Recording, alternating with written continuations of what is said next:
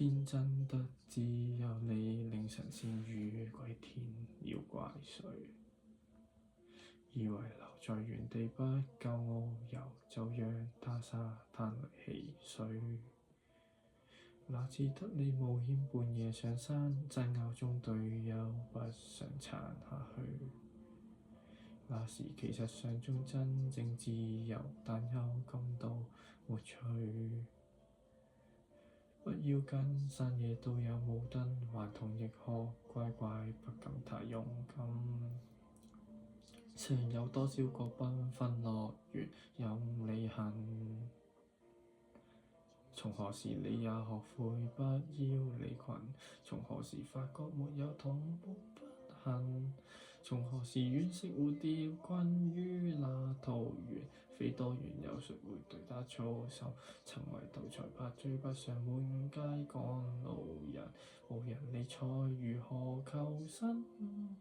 頑童大了沒那麼笨，醉意醉卻於看在裏頭，然後同沐浴溫泉，為何在雨傘外獨行？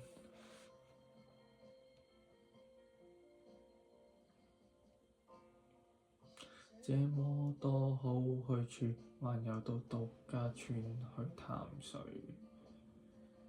既然沿途尋夢之旅出發，就站着點吸引讚許。逛夠幾個睡房，到達教堂，方知一路飛奔70-80歲。然後走到這裏，盡量不要後退。親愛的，闖遍所有路燈，還是令大家開心要緊。抱住兩廳雙套，天空開闊任你行。從何時你也學會不要離群？從何時發覺沒有同伴不行？從何時惋惜蝴蝶困於那桃源？飛多遠有誰會對它操心？沉迷鬥才怕追不上滿街趕路人，無人理睬如何求生？頑童大了沒那麼笨，可以聚腳於康莊旅途，然後同沐浴溫泉，為何在雨傘外獨行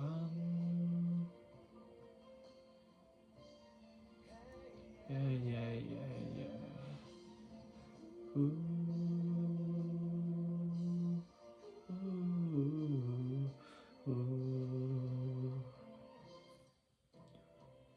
親愛的，等遍所有路燈，還是讓自己瘋一下要緊。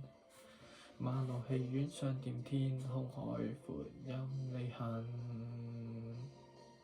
從何時開始忌諱空山無人？從何時開始遙望星塵？原來神仙魚橫渡大海會斷魂，聽不到世人愛聽的福音。沉迷鬥才怕追不上滿街趕路人，無人理睬如何求生？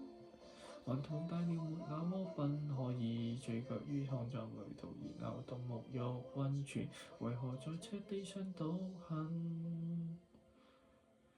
頑童大了別再追問，可以任何走怎麼到頭來又追着大隊走？